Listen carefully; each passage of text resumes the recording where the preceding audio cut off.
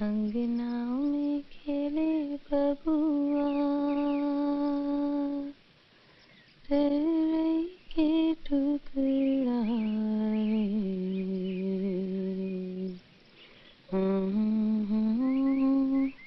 नमस्कार दोस्त, स्वागत है आप सभी को मेरे यूट्यूब चैनल पर, जहां आज हम बात करेंगे फिल्मों के एक ऐसी जॉनर के बारे में जिसे आप सभी आर्ट फिल्म के नाम से जानते हैं और जिसे सिनेमा की भाषा में पैरेलल सिनेमा के नाम से भी जाना जाता है। ये ऐसी एक जॉनर है जिसमें आपको गाने, एक्शन, वीएफएक्स जैसी चीज़ें देखने को नहीं मिलती और इसलिए इस तरह की फिल्मों के ऑडियंस बहुत कम होते हैं कॉमर्शियल फिल्मों के मुकाबलों में। इस जॉनर के फिल्म्स की खासियत यही है कि ये ज़्यादा शोर न की, बहुत कम शब्दों में बहुत कुछ कह जाते। असल ज़िंदगी में जैसे हम लोग जीते हैं वैसे ही पर्दे में देखने को मिलता है और इसीलिए इस जॉनर की फिल्म्स मुझे ज़्यादा पसंद आती। पान सिंह तोमर, मंथन, एक डॉक्टर की मौत, आक्रोश जैसी और भी बहुत से फिल्म्स इस जॉनर में शामिल हैं। लेकिन आज मैं बात करूंगा साजी एन करुण द्वारा निर्देशित मलयालम फिल्म पिरवी के बारे में, जो 1988 में रिलीज हुआ था। इस फिल्म के एक्टिंग और डायरेक्शन के कारण इस फिल्म को न केवल भारत में बल्कि अंतर्राष्ट्रीय स्तर पर भी काफ़ी सराहना मिला है और इसीलिए इस फिल्म को सर्वश्रेष्ठ फीचर फिल्म के लिए राष्ट्रीय फिल्म पुरस्कार और कांस फिल्म फेस्टिवल में कैमरे डियोर जैसे और भी बहुत से इंटरनेशनल अवार्ड्स अपने नाम किए। आज मैं इस वीडियो में इस फिल्म के मेन थीम्स और कुछ सीन्स के बारे में डिटेल्स में बात करूंगा। आप अगर इस चैनल पर नए हैं तो मेरे चैनल को सब्सक्राइब करें ताकि मैं इस तरह की वीडियो आपके सामने ला सकूँ। तो चलिए शुरू करते हैं। मलयालम शब्द पिरवी का मतलब है जन्म, लेकिन पूरे फिल्म में इसे एक अलग नजरिए से दिखाया गया है। ये फिल्म एक ऐसी पिता की कहानी जो अपनी बेटी की तलाश में जी जान लगा देते। फिल्म की मेन कैरेक्टर राघव चकियार एक बुजुर्ग पिता जो अपनी बेटी की खोज में दर बदर भटकता है। उनका बेटा रघु जो एक इंजीनियरिंग स्टूडेंट है, लेकिन अचानक वो एक दिन गायब हो जाता है। राघव चकियार का संघर्ष, उनकी उम्मीदें और अंत में उनका अकेलापन फिल्म को बेहद दर्दनाक बनाता है। ये फिल्म सिर्फ एक कहानी नहीं है बल्कि ये उस समय के सामाजिक और राजनीतिक हकीकत को भी दिखाती है, खासकर इमरजेंसी पीरियड। इस फिल्म की दो मेन थीम्स के बारे में बात करें तो एक है ह्यूमन सफरिंग एंड लॉस, जो आपको पूरी फिल्म में दिखाई देगी।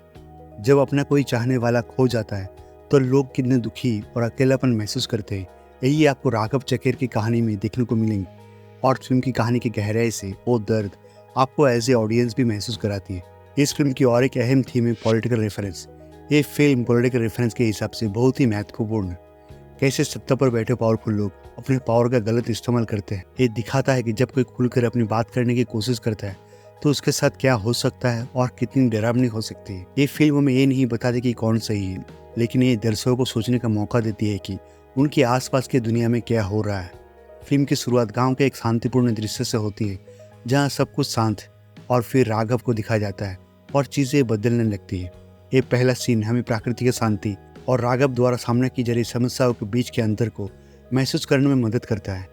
ये ओपनिंग सीन फिल्म की शुरुआत में ही अपनी ऑडियंस को फिल्म की विजुअल स्टाइल्स के बारे में बता देती है।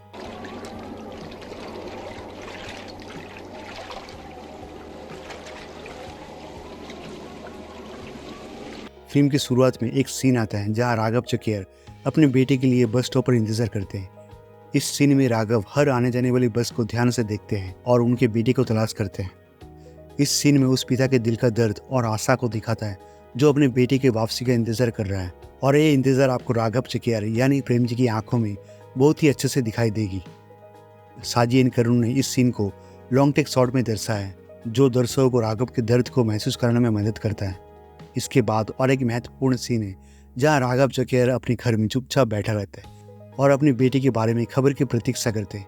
इस सीन में कैमरा उनके चेहरे पर रुका रहता है जो नेचुरल लाइटिंग और स्लो म्यूजिक से बहुत ही अच्छे से दर्शाया है। ये scene visual story telling master class का एक बेहतरीन एग्जाम्पल है जहाँ बिना कोई डायलॉग से उनके अंदर की गहरी इमोशन को बखूबी दिखाया है। इस फिल्म के एक अहम किरदार रघु, जिसे पूरे फिल्म में एक बार भी नहीं दिखाया गया, और इसी से साजी एन करुण की डायरेक्शन की गहराई समझ आता है। जैसे राघव कभी भी अपने बेटे रघु को फिर से देख नहीं पाएंगे और यही दर्द हमें एज ए ऑडियंस महसूस कराने के लिए रघु को शारीरिक रूप से दिखाया नहीं गया। साजी एन करुण कहानी कहने के मास्टर कम से कम डायलॉग और बेहतरीन विजुअल से कहानी बयां करते हैं। इस फिल्म में सनी जोसेफ की सिनेमेटोग्राफी बहुत ही खूबसूरत है। नेचुरल लाइटिंग और लॉन्ग टेक शॉट के इस्तेमाल से दर्शकों को एक पिता के सफर में डुबो देता है, हमें उनका दर्द और तकलीफ महसूस कराता है। इस फिल्म में सभी की एक्टिंग परफॉर्मेंस शानदार है, खासकर अभिनेता प्रेम जी, जिन्होंने अपनी बेहतरीन एक्टिंग के लिए नेशनल अवार्ड भी जीते। इस फिल्म की और एक अहम हिस्सा है इस फिल्म के साउंड डिज़ाइन और बैकग्राउंड म्यूजिक, जो माहौल बनाने में अहम भूमिका निभाता है।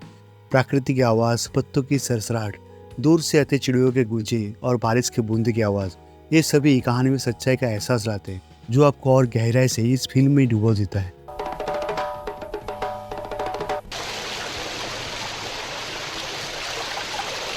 ये फिल्म जिंदगी की कड़वी सच्चाई को दिखाने से नहीं कतराती। ये गंभीर है, धीमी है और आपसे सब्र की मांग करती है, और यही इसकी खूबसूरती भी है।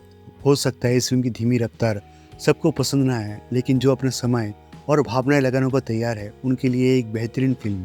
तो आप अगर एक ऐसी फिल्म देखना चाहते हैं जो आपको चुनौती दे, जो आपको सोचने पर मजबूर करे, तो आपको ये फिल्म एक बार ज़रूर देखनी चाहिए।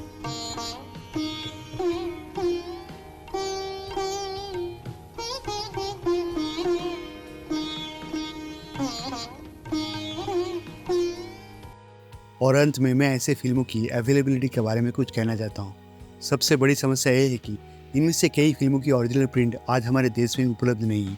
ये सोचकर ही बहुत दुख होता है कि ऋतिक घटक जैसे महान निर्देशक की कई फिल्मों की ओरिजिनल प्रिंट हमें कभी देखने को नहीं मिली। और इसी सूची में साजिद करुण की स्वाम फिल्म भी शामिल है, जिसे 1994 में कांस फिल्म फेस्टिवल में पाम डियोर जैसे प्रतिष्ठित अवार्ड के लिए नॉमिनेशन किया गया। लेकिन आज ये फिल्म कहीं पर भी उपलब्ध नहीं है, और इसीलिए इस तरह की फिल्मों की रिस्टोरेशन बहुत ही जरूरी है। National film of archive movie जैसे संस्थाएं इन फिल्मों को वापस लाने में लगी हुई है। मैं भारत सरकार से निवेदन करता हूं कि इस तरह के पैरेलल सिनेमा को प्रिजर्व और रिस्टोरेशन किया जाए। अगर आपको वीडियो पसंद आया तो मेरे चैनल को सब्सक्राइब करना ना भूलें। तो सिनेमा देखते रहिए और सिनेमा का आनंद लेते रहिए। मिलते हैं नेक्स्ट वीडियो में, तब तक के लिए नमस्कार।